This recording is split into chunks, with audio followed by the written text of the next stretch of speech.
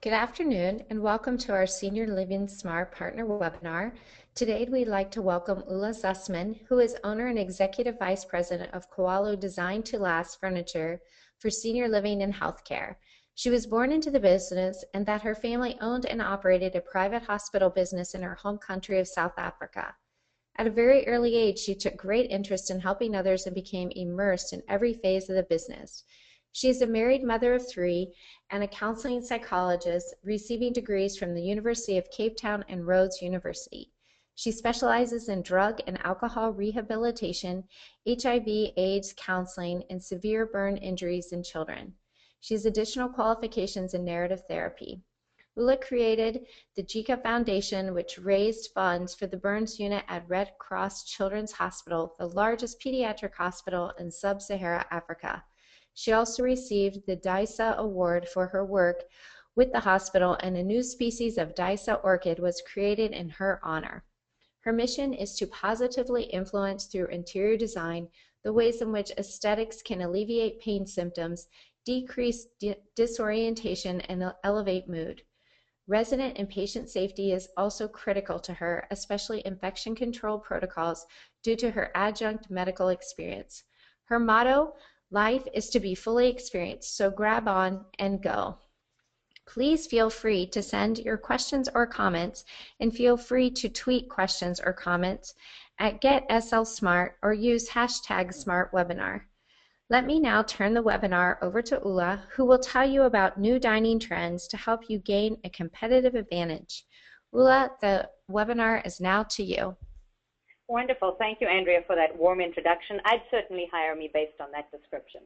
I'd like to welcome everybody to these new the webinar today, discussing how these new dining trends that are emerging can help you gain a competitive edge in the marketplace. So let's get started. The first thing I'd like to do is review the structure of the presentations, where we're going to be headed. We're going to be looking at the context of what frames the current situation in senior living and senior dining specifically. Then we're looking at why we're focusing on the dining, and then we're going to cover some of the trends that I think you may have signed on to hear about today, including everything from furnishings through to lighting, wood tones, colors, and then considering maintenance issues, which is pretty key in senior living where the demands on furnishings are so high, and then looking at how all of this does contribute to the bottom line. So a little bit about our company and why I feel qualified to speak about these kinds of things.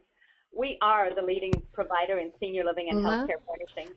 Hey. I hate to interrupt you for 1 second, but Sure. Your screen is not showing. Can you give us 1 minute to see if we can figure out why your screen did not pop up? Have a look now and see if that works, because I certainly clicked the button. Okay, there you go. Now it's on. Thank you. Marvelous. Thank Nothing you. quite like a technical hitch. Sorry about that. No. So our company has more than 30 years of experience in dining, and it is family owned and operated, which means that you kind of get to the bottom line very quickly. And it's our entrepreneurial spirit that makes for some of our innovations in dining and furnishings in general.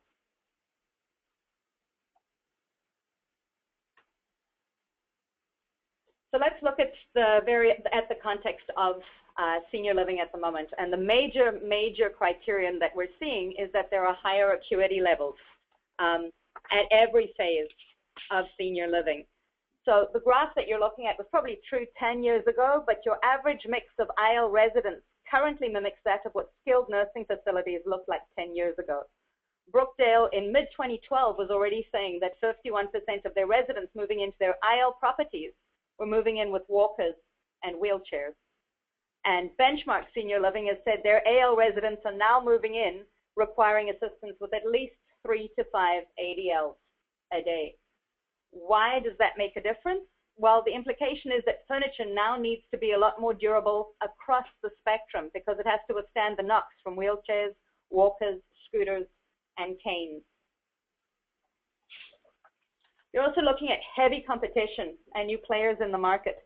Facilities built earlier than the 2000s catered more towards independent residents. New developers have now moved in due to the improved economy, and larger corporates are expanding. Everyone that deferred capital expenditures over the past 7 years is now having to have their hand forced because of the new builds and increased renovations and competition in their markets. The greater choice of facilities means greater competition for the residents that exist in your region. Sabra Healthcare REIT, for example, said as acuities rise, operators are going to have to reconfigure their facilities in order to have more efficient staffing and to differentiate themselves in the market. So the physical surroundings need to constantly appear impeccable. Many organizations, as a result, are focusing on branding through a color palette or a style of furnishings and fabrics. So anything that they can do to step out and make it distinctive.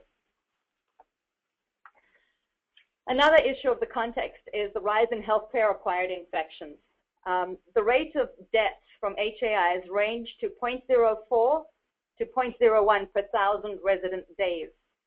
Hospital costs due to residents transferring from senior living communities to acute care range from $673 million to $2 billion annually, and infections are the leading cause. Besides your endemic infections and things like urinary tract infections or bed sores, you're looking at outbreaks of gastrointestinal infections such as norovirus and C. diff and respiratory illnesses. So your increasing acuity of residents, particularly the post-acute population, is contributing greatly to the risk of the acquisitions of HAIs. 23%, I want to say that again, 23% of HAIs can be attributed to touch points.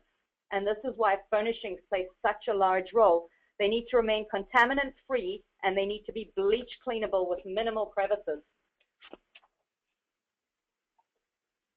Another aspect of the context is the culture change and resident-centric focus.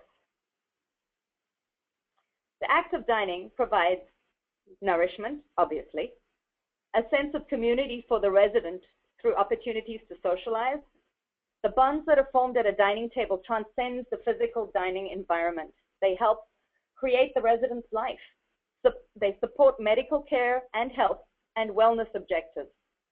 The resident health improves as more food is consumed and weight stabilizes, and they decrease, thus decreasing both waste and the use of and expense of supplements. You may have seen this graphic beforehand. Residents typically spend up to 60% of their day in dining and meal-related activities.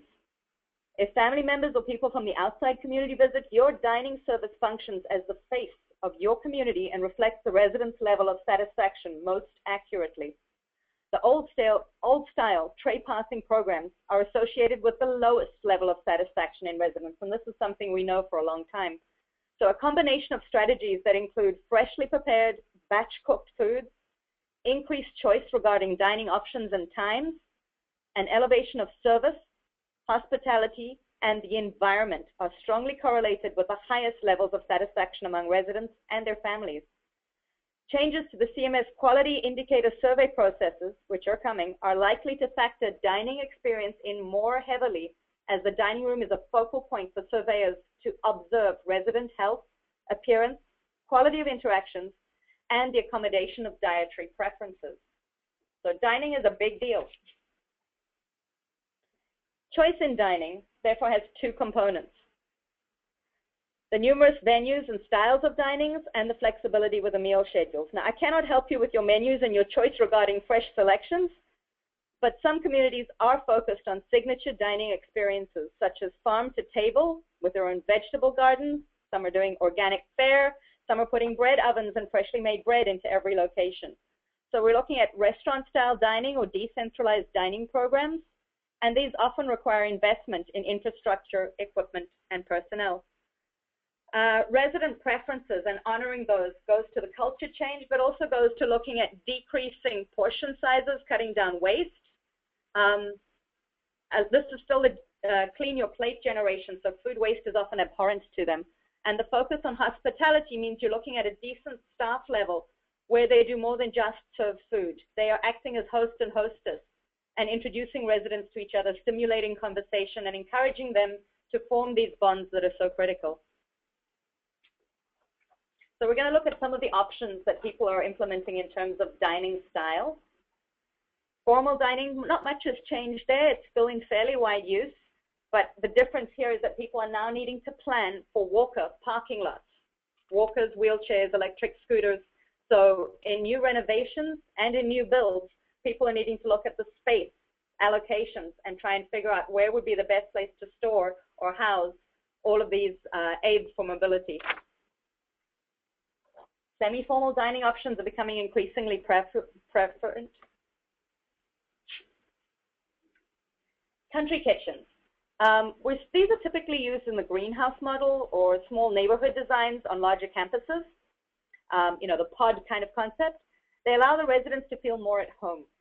In addition, they encourage staff and residents to cook alongside each other where possible, and this fosters a greater sense of independence, of belonging, and relevance for the residents. Residential style kitchens with smaller dining rooms not only foster the conversation, but they also allow staff to offer queuing before and during meals as needed. So residents often help in meal prep, and this adds to their independence and sense of purpose. Guilty pleasures, people. While pizzerias are becoming more common, I'm also seeing salad bars and areas where people can select for themselves from a variety of different stations. Coffee shops and internet cafes are becoming an example of how high-end hospitality design can transcend to senior housing. So we're seeing an increase in this both for the visitors and for residents who are coming in more tech-savvy. Family and private dining for celebratory functions or family gatherings is something that we're seeing quite a bit of as well. This is usually in addition to something like the formal dining or the semi-formal dining options. Bistros and delis are very popular. Many of these allow for all-day dining, and some even offer grab-and-go options that someone can walk in, choose a pre-made sandwich or salad, and move on with the rest of their day. Bars and pubs. We're seeing more of these, believe it or not. Many assisted and independent living facilities are instituting happy hours, and some have created full pubs and offer typical pub fare as well, depending on the region. Research has indicated that when residents have access to a happy hour, it decreases solitary drinking, which can sometimes lead to binge drinking and serious side effects for residents imbibing whose medications are contraindicated with alcohol. So there is method to the madness. Buffets is something we're also seeing. Many facilities are exploring menu options such as ethnic meals, themed days or nights, and again, those grab-and-go options we were speaking about earlier. Ice cream parlors and malt shops, comfort foods is something that many residents express missing, and so as an option for light fare, we're seeing some of these as well. Outdoor dining. Many in the north will be extremely envious of the year-round options of Florida, but outdoor dining areas in many states are on the rise, and not only that, but the indoor-outdoor concept, which we will address more when I get to the biophilia aspect. Juice and smoothie bars, depending on your location and your population, communities that are differentiating through and branding themselves with health-conscious menu options are embracing things like juice and smoothie bars. And since we're in college football season, go Dogs, because we are based out of Atlanta and Athens isn't far away. Another thing that we're seeing is in-room dining, room service options, and it's particularly popular in short-term rehab, but many residents of other types of communities also enjoy this option occasionally. So now we're going to move on to the trends that are influencing dining specifically. One thing you need to be aware of is that many designers have left the residential and hospitality markets and transitioned into senior living and healthcare. They're typically not aware of the ergonomic needs of seniors or the realities of the constant demand senior living places on furniture. Proceed with caution. It is always preferable to go with an accredited senior living designer for larger renovations and for new builds. The American Association of Healthcare Interior Designers, AAHID.org, that's AAHID.org, can provide you with a list of designers in your area that are proved through their portfolio of work that they understand the needs of the senior living environment. So this is not a pay to play. You have to actually justify and prove that your portfolio evidences your experience in that regard. Furniture trends. We're seeing a great deal of square-backed chairs, although many clients are mixing it up by using both square and round-backed chairs within the same room to kind of give some more variety. For those that are choosing a more traditionally styled chair to match the overall feel of the building when a complete renovation is not possible due to finances probably, many designers are making them more current in feel by using transitional or modern fabrics on more traditional styled furniture, which also kind of breaks things up a bit. You need to focus on dining chairs with fabrics that offer moisture barriers and frames that guarantee ease of cleaning, especially with bleach, and offer some sort of antimicrobial features. Be mindful of furniture migration patterns. We've studied these extensively. Dining chairs have a remarkable ability to translocate and appear in resident rooms. So for this reason, many communities are specifying chairs with 42-inch high backs, which can also cut down the ambient noise in the dining room and decrease some of the disorientation that an overly loud dining area can create. It also helps if you have furnishings that coordinate with the resident rooms and the dining area, because that will make it blend better when furniture does travel distances. Beware of furnishings that are too trendy, as they tend to be faddish and go out of fashion more quickly. Clean, transitional lines, such as the products shown in this image, are much more enduring. On the whole, think of it as if you would fashion. You know, you're looking for your little black dress, you're looking for, you know, your chinos and things that you know are going to stay the distance, rather than something outlandish that you can't figure out which end is up. Other furniture considerations. Many communities are combining tables of different sizes and shapes within the same dining area. The smaller tables are then used for residents who need more assistance and fewer distractions while dining, while the larger ones are left for those that prefer socializing and are readily able to feed themselves in the process. Contrasting edging is another thing to consider, especially for residents with poor visual acuity, as it decreases fills when one can clearly distinguish the edge of a table. So now we get down to the nitty-gritty for seating and tables. With chairs, be sure that the following criteria are being included. Your seat heights should be between 19 to 20.5 inches, so that when compressed, it's around 18 inches. Dining rakes, the angle of the back is critical. Your arm height should be between 25 and 26.5 inches. You need a 4-point stability so that someone can put a hand on each arm, 1 foot ahead, 1 foot slightly underneath the chair, which helps with ingress and egress. You need to look at the joints in the arms and the styles of the arms, the overall dimensions, the weight of the chair, the temperature to the touch. It cannot be cold, as seniors are particularly sensitive to changes in temperature. And obviously the rounded corners, which deals with issues of skin fragility. Your seat depth needs to be 20 inches max, otherwise someone cannot easily get in and out of a chair, and there's nothing more annoying than your feet dangling. The seat foam density is pretty critical. Chairs should not bottom out so that the hip is lower than the knee.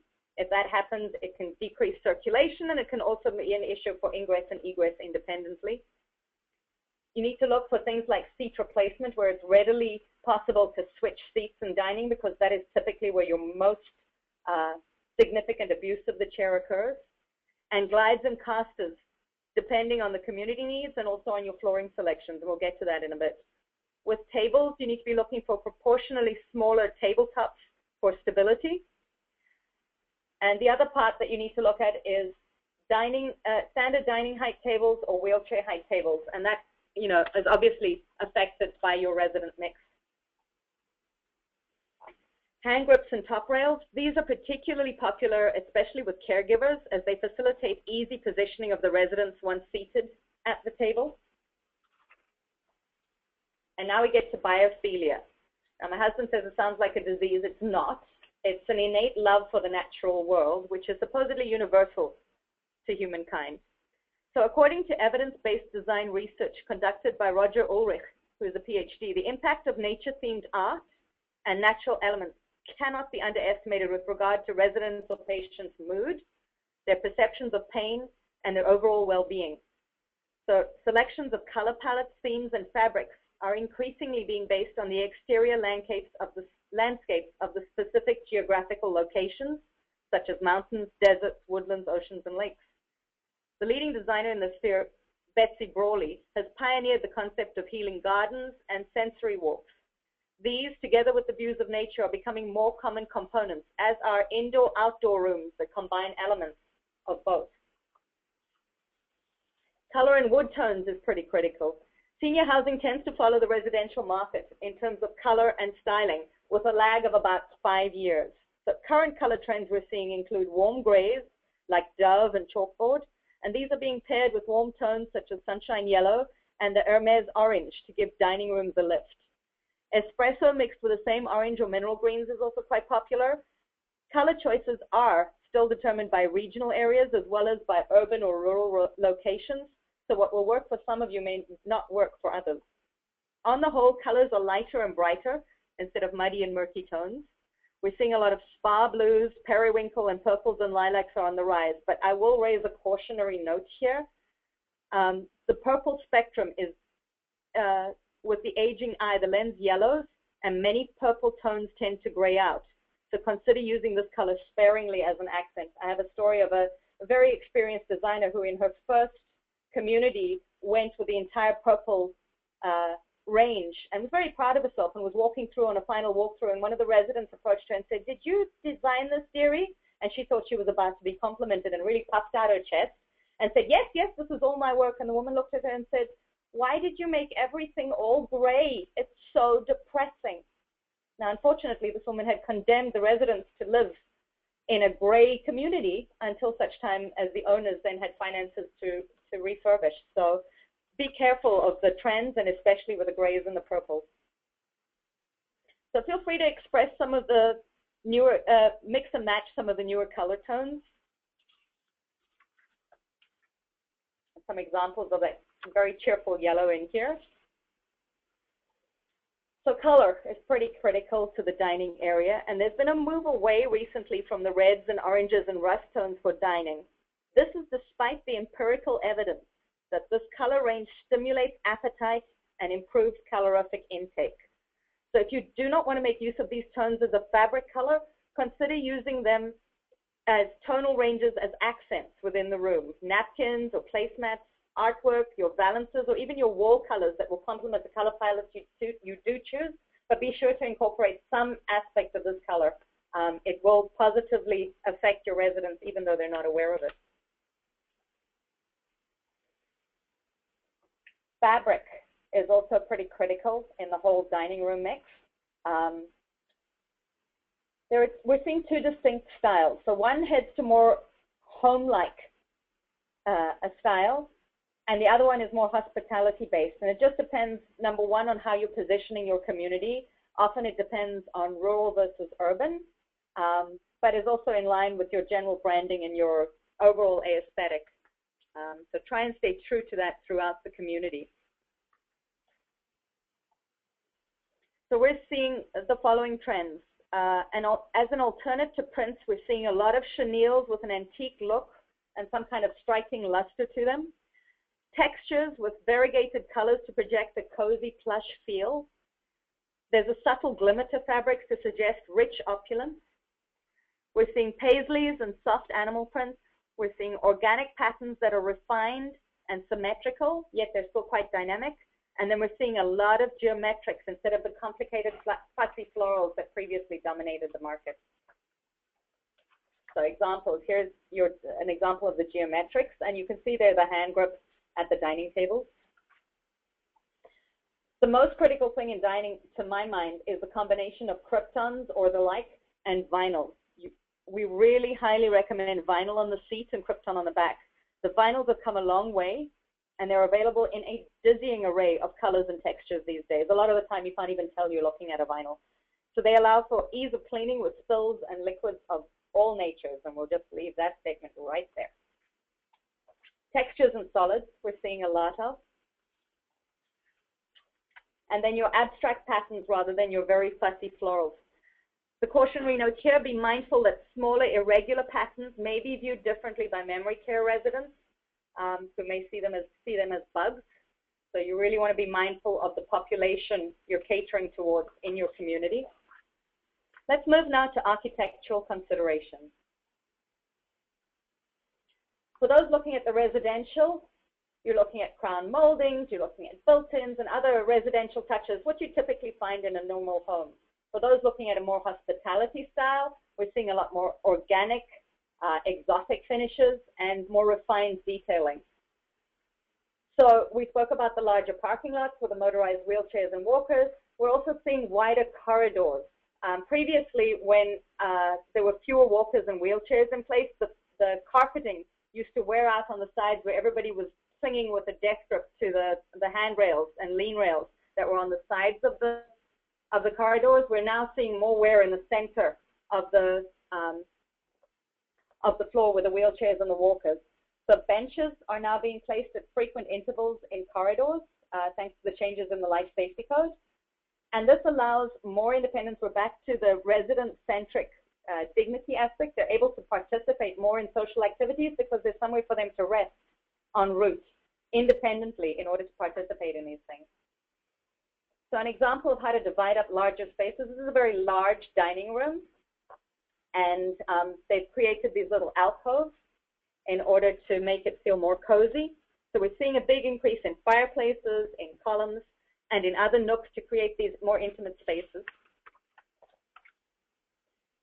Here's an example of the Boltons and fireplaces. You can see it just adds so much more opportunity for decor and for a more home-like atmosphere. Buffets, you're looking at storage in common areas. Those are always highly prized, and they add more of that home-like feel. Carpet flooring. Flooring is critical. There seems to be this myth out there still that shiny means clean. And I will warn you, the glare is a huge factor with the elderly, as many of you know. And any high gloss area will appear wet to them, causing a change in their gait that could lead to a fall. So where possible, stick to a matte finish on any vinyl plank, sheet, or VCT. Be mindful of transitions between flooring types and try to avoid transition strips where possible, which also look like a crevice or a gap. Now, in typical senior living environments, ambient noise is always an issue, especially in the dining area. If you are opting for a wood-like vinyl or luxury vinyl tile that mimics stone, please look into acoustic tiling for the ceiling or heavy draperies that will help absorb some of that sound. When you're opting for carpet, moisture barriers are critical. Carpets must pass the 10,000 cycles of moisture impact penetration dynamic test, as well as the British spill test. They must have bleach resistance and be easy to clean. In selecting carpet, this doesn't always mean 100% solution dyed products, as many other products have been treated with the effective bleach resistant finishes. So examine the specs carefully. So I have an example here of an elegant dining room. The critical item in this image is the strong contrast between the wall, the baseboards, and the floor, and this helps residents orient themselves. Visual contrast is key between various vertical and horizontal elements.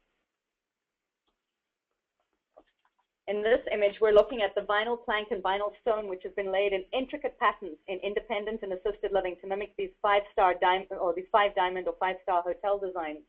I will caution you, this can be a problem for your memory care residents, so just be mindful. As you can see in these images here, residents who suffer from dementia, the patterns on the floor can create a barrier to entry and be perceived as a cliff or give a sense of movement on the floor, as that one on the left. So just be mindful of to whom you're designing for. Another example of this is the image shown here.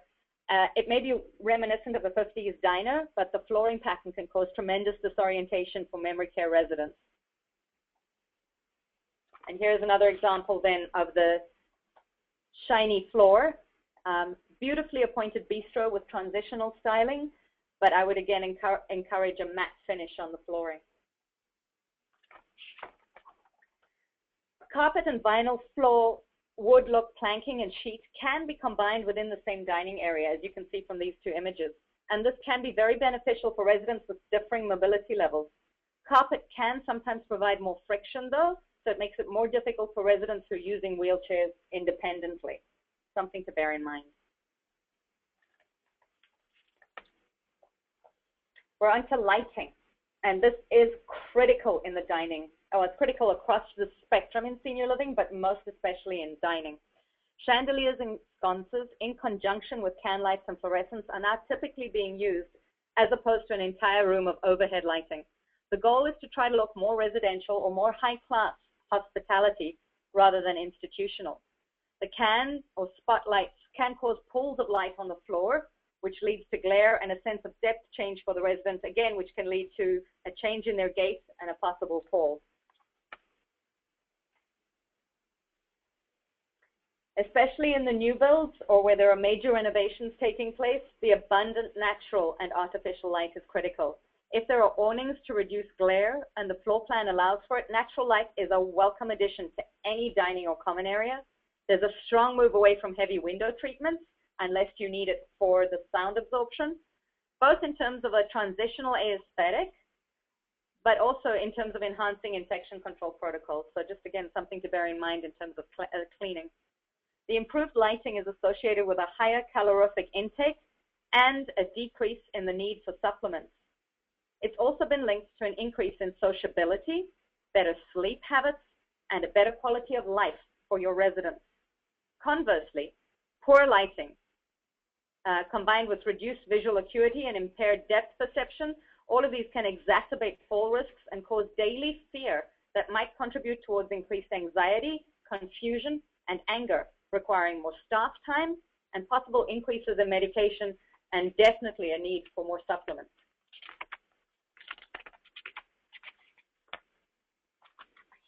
Onto the bariatric issue. CDC is reporting 35.7% obesity of the current US population, and this has tremendous implications, especially for your seating in the dining area. Chairs are increasingly being weight tested to 500, 700, and even 1,000 pounds if necessary. At a minimum, in your community, 1 in 10 chairs in your dining room should accommodate a bariatric resident. It is vitally important that these chairs blend in with the regular dining furniture so as not to ostracize or stigmatize the bariatric residents. So look for furniture companies that offer bariatric seating as part of their dining collections, because there's nothing more glaringly obvious than something that stands out completely against the other items that are in place. We're on to the final point about maintenance considerations. Wood can be a wonderful, beautiful, lustrous material. What you need to be paying attention to is how it stands up on a day-to-day basis. So you're looking at the labor required to clean and maintain. You're looking at the repairability while it's in service. Does it need to be removed, to be stripped, stained, revarnished, and how many days do you lose a chair as a result of that? You need to be looking at your warranty length and what it encompasses, and the life cycle of the product. You know, can you afford to replace a chair every 2 years because it's starting to look worn and chipped? So maintenance considerations, specifically for senior living, when someone is coming in to tour a community, as they step in through that door, all their senses come to life. Can I hear the hooting from the dementia wing? Can I smell anything untoward? What does it look like? How clean is the place? Do I want to touch the furnishings that are there? Does it look like the kind of place I can put my mother? And rightly or wrongly, your furnishings indicate your level of care. Housekeeping and maintenance and nursing care have nothing to do with each other, but the inference is very readily made between people touring your community, between the quality of your furnishings and what your staffing level looks like. So be mindful of that, because that's how you put your best foot forward. So we're looking at the bottom line. By making changes to dining rooms and dining services, many communities are seeing an improvement in their profitability. And that sounds illogical, but let me explain. Your first impressions, as we previously mentioned, cannot be underestimated in terms of the pivotal component that it influences in decision-making processes. An attractive, impeccably maintained dining room goes a long way to affect this decision. You're looking for products that offer durability, and this facilitates lean purchasing and decreases the replacement cycle, prohibiting unforeseen capital expenditures. There's nothing more annoying than needing to purchase in an off-purchasing cycle because you all of a sudden have emergent needs for furnishings, and we're trying to avoid citations. The bonds and positive interactions created during the dining experience extend beyond the walls of your senior community and into the community at large. They encourage new move-ins and discourage discharges, thereby increasing your occupancy. Many communities are turning dining areas inside out and opening them to the greater community, thereby creating profit centers. Amortizing the fixed overhead of the facility and service costs to the greater community is a win-win for everyone.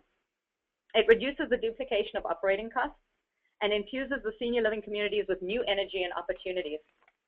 Naturally, this then influences your dining menu options. Again, something we're not going to be touching on during this presentation. Please remember that the changes to the CMS Quality Indicator Survey process are likely to factor dining experiences more heavily.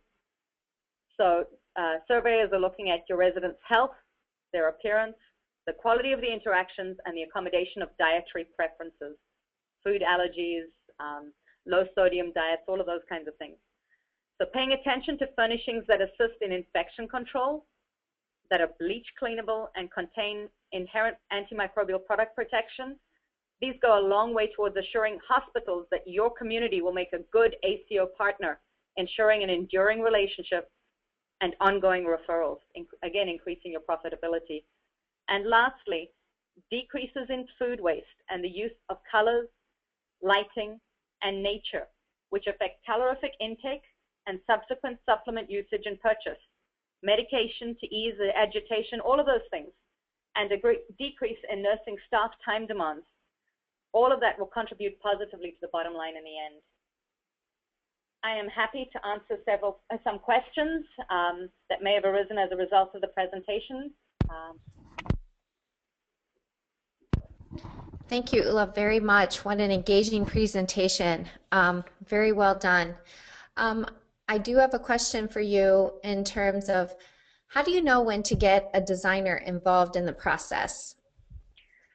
Andrea, that's a great question. My suggestion would be there to look at the scope of the project. If it's something simple like just redoing the dining area, that is something any furniture manufacturer would be able to recommend because they're helping you with your budget, they're helping you with the size of the room and recommending specific tables and chairs that will not only fit the budget but work with your overall aesthetic.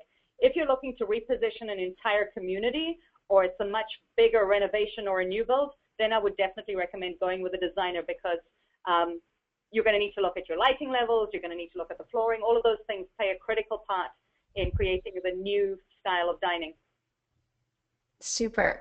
We've kind of had a couple of variations of this next question in terms of about wheelchair height in dining tables and standard height. What proportion do I need to know for each? Okay, so one of the things you need to be looking at is your resident mix. And each community is different, but your standard dining table height is 29.5 to 30 inches high, and your wheelchair table height is around 31.75 inches. Typically, I'd recommend half and half. You do get some tables that are height adjustable, you know, either through a crank or a gas assist. It depends entirely then on your dining staff or your nursing staff and how willing they are to adjust the tables on an ongoing basis. So we've had some communities that say that that's the best solution for them and they just buy all of those like that. We've had other communities say that the nursing staff never uses it and therefore they go half and half on the standard height. Okay, great. Another question is, can you speak on the subject of sound attenuation? Sure. So what you're referring to there would be the sound absorption issues, if I'm understanding correctly? That is what I'm assuming as well. Okay. So, you know, unfortunately, with aging comes hearing loss and an increase in volume. Everybody's overheard those conversations that you wish you hadn't. There's nothing quite like bodily functions at the dining table. So one of the things we're seeing is taller back heights, which obviously when fully upholstered then make a difference in terms of the sound absorption. Some people are going with tablecloths. Anyway, you can use soft furnishings. So if you're not going to go with carpet or carpet tile in the dining, you need to be looking at an acoustic ceiling tile. And some of them are very attractive, but some of them do still look like that, you know, sprayed ceiling tile. It just depends on budget. And then you're looking at your soft furnishings like your draperies and, you know, any kinds of wall coverings. So we've seen screens that are fabric. The one thing that you do need to bear in mind is anytime you're looking at a soft material, you're then looking at an infection control issue because they're porous. And typically, products used to clean, like bleach or other antiseptics, are not recommended for porous materials. So my recommendation, typically, if you're going to go with some sort of VCT or wood flooring-like product, would be then to go with the acoustic ceiling tile. Okay, great. Thank you. Another question that's been asked a couple ways is in terms of the dining space area, and that this area is not used just for dining, but for other activities and for meetings and for gatherings.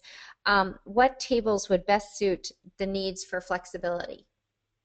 Okay, so there you have a couple of ways that you can go. You can either be looking at different sizes of tables, you know, and mixing rectangles, squares, and rounds, or you could be looking at something like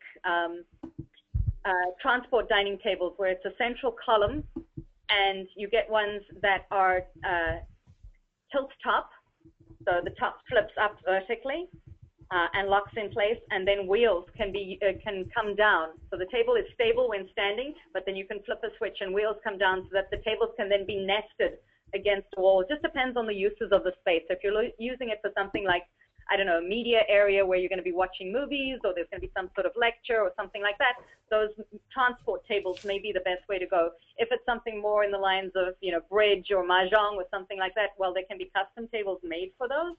Or you can be looking at something where you're using various round squares, octagonals, whatever the way goes. We've even made poker tables beforehand, so it just depends on the activity that the space is being used for. Sure, good, thank you. Another question is, how many chairs should I order if I have like 67 residents? What do I do? All right, so different states have different laws, and I can't speak necessarily to all of them in terms of the quantity of chairs that you need to be ordering. That you yourselves would know in terms of the rules and regs of each state. But typically, you need to pay very close attention. If you are required to have a chair for every resident, you need to look at other areas that these chairs could be used in, you know, whether they're in informal meeting spaces or other things that can be used, because typically what happens is you have, you know, about half of your residents that may well be using a wheelchair or walker. Walkers are fine for the standard dining chairs, but if you're looking at wheelchair issues, then you need to be able to use those chairs in other spaces. So it just, again, depends on your resident mix and what the rules and regs of the state are. Okay, good, thank you. As of now, we don't have any more questions. I want to thank you again, Ulla, for a wonderful presentation. You will get an email following this webinar that will give you not only the exclusive offer, but access to the information that was in the webinar complete. If you look at your screen, you see the attendees will all receive a special freight rate on orders placed before December 31st, 2014. So I hope many people take advantage of your offer, and thank you again for a really nice, well done presentation. Thank you so much for allowing me the opportunity. I look forward to speaking with you. That's great. Thank you. Have a good afternoon. Thanks, you too. Bye-bye. Bye-bye.